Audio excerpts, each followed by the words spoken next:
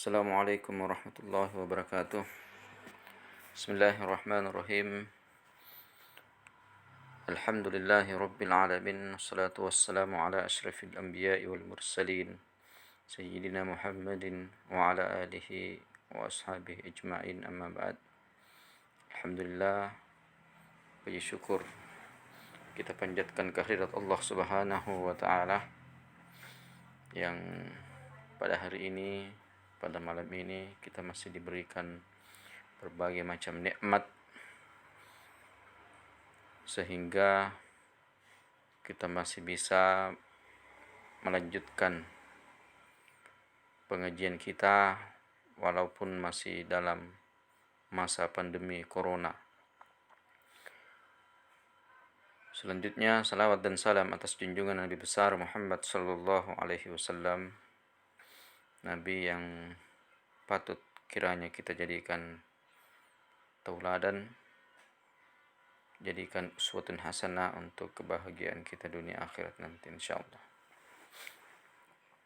Selanjutnya, sebelum kita melanjutkan pengajian kita yaitu Bulughul Maram pada malam ini, terlebih dahulu saya meminta kepada para santriku untuk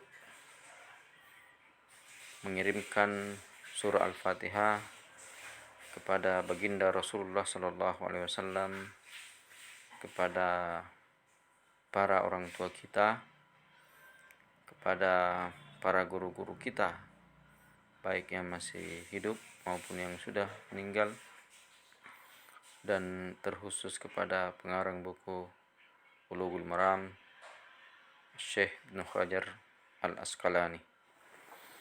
Lahumul Fatihah. A'udzu billahi minasyaitonir rajim. Bismillahirrahmanirrahim. Alhamdulillahi rabbil alamin. Rahmanir rahim. Maliki yaumiddin. Iyyaka na'budu wa iyyaka nasta'in. Ihdinas siratal mustaqim. Siratal ladzina an'amta 'alaihim ghairil maghdubi 'alaihim waladdallin. Amin. Selanjutnya, sebelum itu, terlebih dahulu kita akan kembali membahas tentang hadis ke-12 tentang hukum atau najisnya anjing. Sebutkan wa an Abi Hurairah radhiyallahu anhu, wa an Abi, dan dari Abi Hurairah radhiyallahu anhu, semoga Allah meridai kepadanya, qala, berkata, qala Rasulullah sallallahu alaihi wasallam, Rasulullah sallallahu alaihi wasallam bersabda, tuhuru ina'i ahadikum, tuhuru, sucinya, ina'i, bejana, ahadikum, salah satu di antara kalian.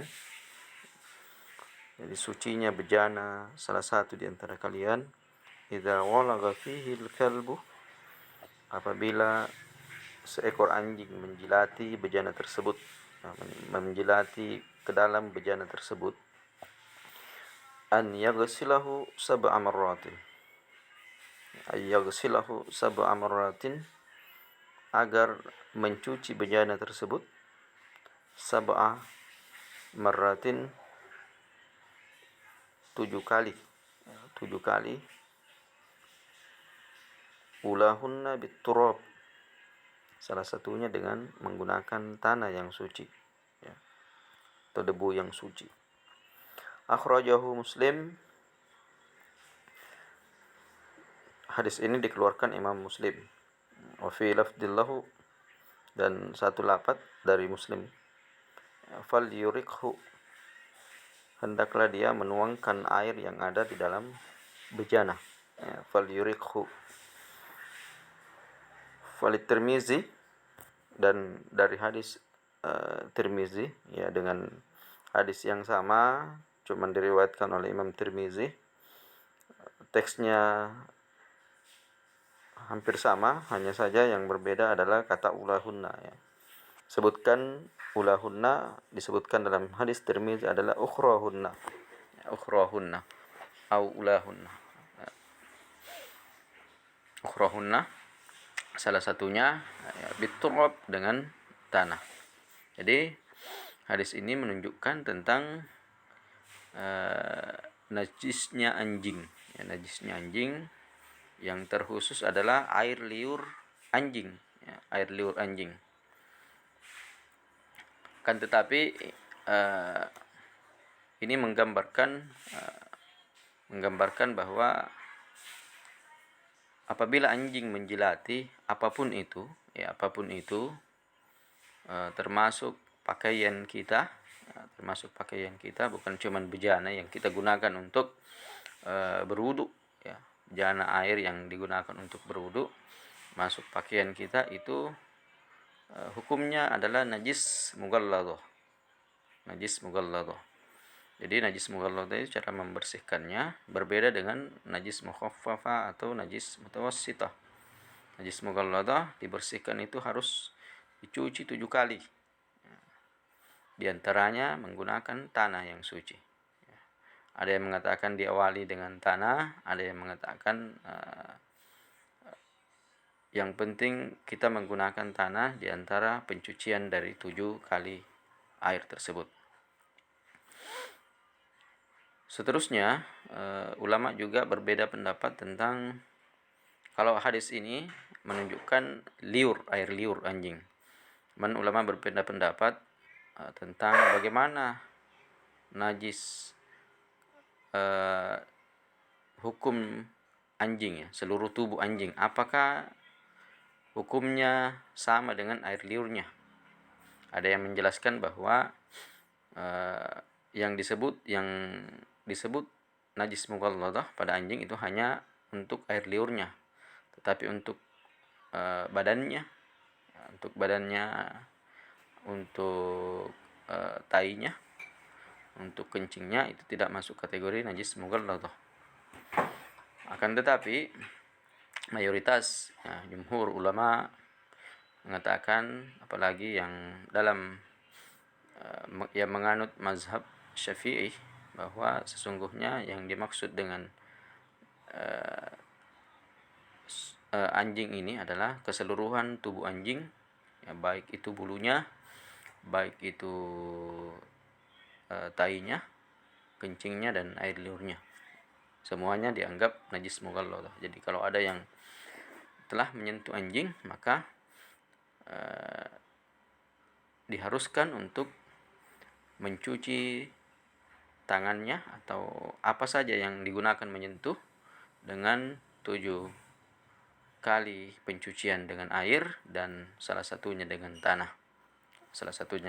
Walaupun ada yang mengatakan hanya berlaku pada air liur anjing. Selanjutnya untuk hadis ke-13, ya, hadis ke-13, wa an Abi Qatadah radhiyallahu anhu, dari Abi Qatadah yang diridhai Allah padanya, anna Rasulullah sallallahu alaihi wasallam, anna ini harfu taukid namanya dalam kawaid bahasa Arab, huruf yang menegaskan sesuatu. Harfu taukid kalau fungsinya itu tansibul isma wa tarfa'ul khabar. Menasab isim dan merafa khabar. Jadi isimnya adalah Rasulullah. Makanya kata Rasul itu dibaca fathah, Rasulah, karena dia mansub, wa alamatu nasbihi fathatun, ya, al-fathah, wa alamatu nasbihi fathatun zahirah. Kemudian kata Rasul ini ada tambahan dengan kata Allah. Jadi 2 kata yang kemudian digabungkan menjadi satu, menjadi jumlah idhafah, ya, jumlatul idhafah. Jadi Rasulullah sebagai mudhaf dan Allahi mudhafun ilaihi. Hukum mudhafun ilaihi adalah majrur. Tanda jarnya adalah kasrah, makanya dibaca Allahi bukan Allahu atau Allah. Anna Rasulullah sallallahu alaihi wasallam, bahwasanya Rasulullah sallallahu alaihi wasallam qala fil hirrati, Dia bersabda fil hirrati tentang kucing. Bagaimana kucing? Yang di atas kan tentang anjing. Bagaimana tentang kucing? Al-hirrah. Hirrah itu bisa juga dalam bahasa Arab itu kittun. Kittun kucing. Makanya kalau hirrah umum ya, makanya disebut Abu Hurairah. Abu Hurairah itu bapaknya kucing, padahal bukan nama sebenarnya ya, karena Abu Hurairah sangat senang dengan kucing, makanya disebut Abu Hurairah. Nama aslinya dalam riwayat disebutkan itu Abdurrahman As-Sakhr ya, Sakhir, Abdurrahman As-Sakhir. Jadi Abu Hurairah karena senang dengan kucing maka disebut Abu Hurairah. Apa kata Nabi tentang kucing? Innaha laisat binajasin. Bahwasanya kucing itu bukanlah najis. Ya, maksudnya karena yang dibahas tadi air liur, maka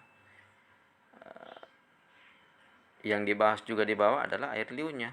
Ya, air liur kucing itu tidak najis, termasuk tubuhnya.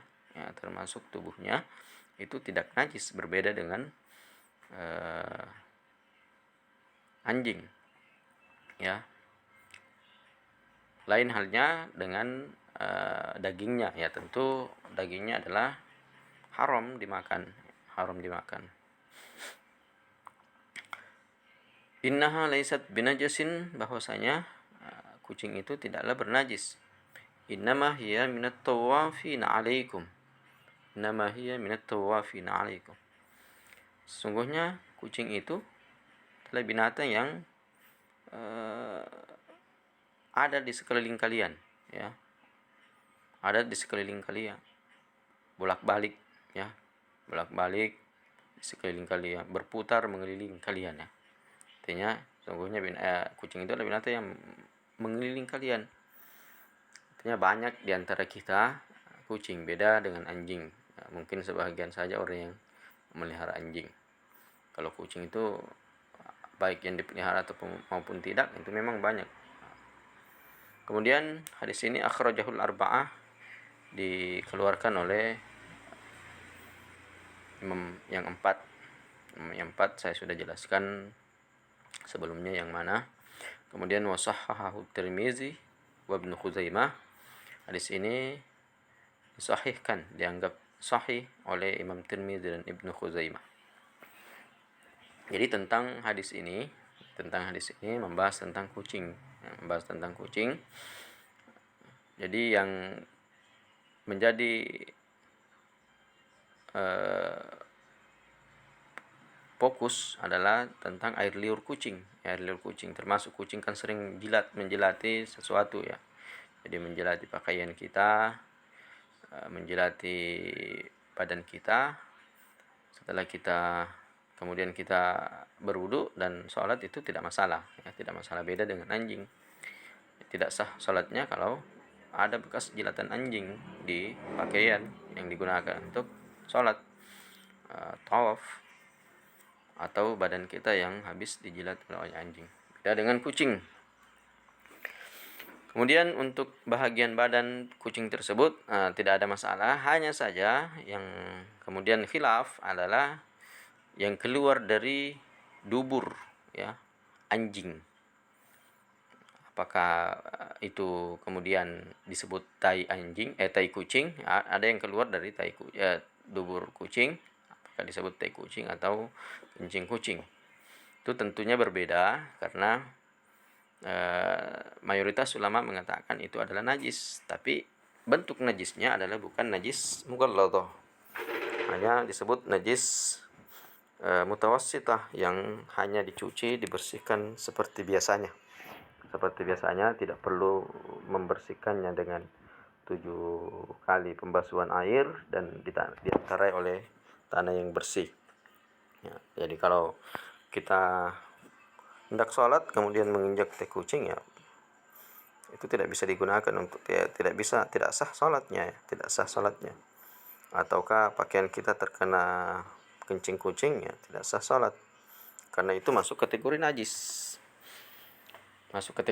Walaupun ada yang mengatakan itu tidak najis, karena berdasarkan hadis ini Secara umum disebutkan apapun yang ada pada kucing tersebut tidaklah najis. Tapi mayoritas mengatakan tetap untuk tai dan kencingnya itu adalah najis. Selanjutnya hadis ke-14 dari buku ini adalah wa an Anas bin Malikin radhiyallahu anhu. Wa an Anas bin Malikin radhiyallahu anhu, dari Anas ibnu Malik yang diridhoi Allah padanya. Qala, berkata, Ja'a a'rabiyun. Ja'a, telah datang, a'rabiyun, seorang Arab, Arab gunung, Arab pedalaman, Arab kampung. A'rabiyun. Beda kalau kita katakan Arabiyun, orang Arab. A'rabiyun itu Arabnya Arab pedalaman, kampung, dari gunung. Kemana dia datang? Fabala fi ta'ifatil masjid. Dia kencing, ya, kemudian kencing di tempat atau di depan atau halaman masjid, ya, halaman masjid. Bisa jadi itu ditempati untuk sholat, ditempati untuk sholat. Fi ta'ifatil masjid. Fazajarahun nas, maka orang-orang pada saat itu mengusirnya, ya, mengusirnya, karena biasa orang-orang Arab memang adabnya karena jarang ketemu dengan Rasul sehingga adabnya kurang berkenan, ya, kurang bagus kelihatan, kencing di sembarang tempat, mungkin buang sampah di sembarang tempat, meludah di sembarang tempat. Di sini adalah dia kencing di sembarang tempat, terutama di masjid dia kencing. Dengan asiknya orang-orang pada saat itu mau mengusirnya. Panahahumun Nabi sallallahu alaihi wasallam. Kemudian Nabi melarang mereka, ya, melarang orang-orang tersebut yang ada di masjid. Nabi melarang, jangan diusir, ya, maksudnya jangan diusir, biarkan dia selesaikan hajatnya. Falamma aqda baulahu, dan ketika aqda, orang tersebut menyelesaikan baulahu, kencingnya, maksudnya menyelesaikan hajatnya, sudah selesai kencing. Amarun Nabi sallallahu alaihi wasallam, Nabi sallallahu alaihi wasallam memerintahkan bizanubin min ma'in, dengan satu ember air, yang memerintahkan satu ember air.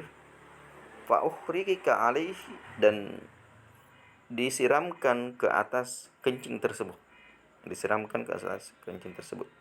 Muttafaqun alaihi, disepakati oleh Bukhari dan Muslim. Hadis ini yang pertama menjelaskan najisnya kencing, ya. Tentu untuk kencing orang dewasa itu dianggap najis mutawassithah, berbeda dengan kencing bayi laki-laki yang belum makan, masih menyusu ibunya dan tidak makan sesuatu pun, ya. Soalnya belum makan bubur, belum makan sesuatu yang kecuali ASI, maka kencingnya itu dianggap sebagai najis mukhaffafah, najis yang ringan. Cara membersihkannya cukup dipercikkan air saja, ya, dipercikkan air. Tapi kalau untuk kencing bayi perempuan, ya, entah itu masih menyusu belum makan, maka dianggap sama dengan kencing orang dewasa, masuk kategori najis mutawassithah, harus disiram dengan air atau dicuci dengan air. Jadi hadis ini menjelaskan tentang najisnya air kencing. Yang kedua, hadis ini menjelaskan karakteristik Rasulullah, ya. Karakternya Rasul itu tidak mudah marah, ya, tidak marah. Jadi ketika ada orang Arab kampung datang kencing di masjid situ, pelataran masjid, dia tidak marahi, tidak hardik, tidak usir. Bahkan orang-orang yang pada saat itu mau mengusirnya dilarang. Biarkan dia selesaikan. Kemudian setelah itu sirami saja dengan air. Ya. Beda mungkin dengan kita sekarang, kalau ada yang melakukan seperti itu tanpa orang itu tahu bahwa hukumnya bagaimana, maka bisa jadi dianggap penistaan agama. Ya, penistaan agama yang biasanya di demo, diteriaki, dianggap anjing, ya, apa namanya, dengan nada-nada tinggi, dianggap sebagai penistaan agama. Biasakan ada kelompok-kelompok seperti itu yang kemudian tanpa melihat latar belakang itu tiba-tiba marah saja, ya, tak marah saja, melempar atau apa saja, ya. Nah, kalau ini karakter Nabi ini tidak mudah marah. Dia tahu bahwa sifatnya orang Arab seperti itu memang kurang terdidik, ya, kurang sopan santun. Maka ini menjelaskan bahwa Nabi itu memang wa innaka la'ala khuluqin azim. Nabi itu punya akhlak yang sangat mulia, ya, sangat mulia. Tidak mudah marah terhadap hal-hal yang seperti ini. Oke, untuk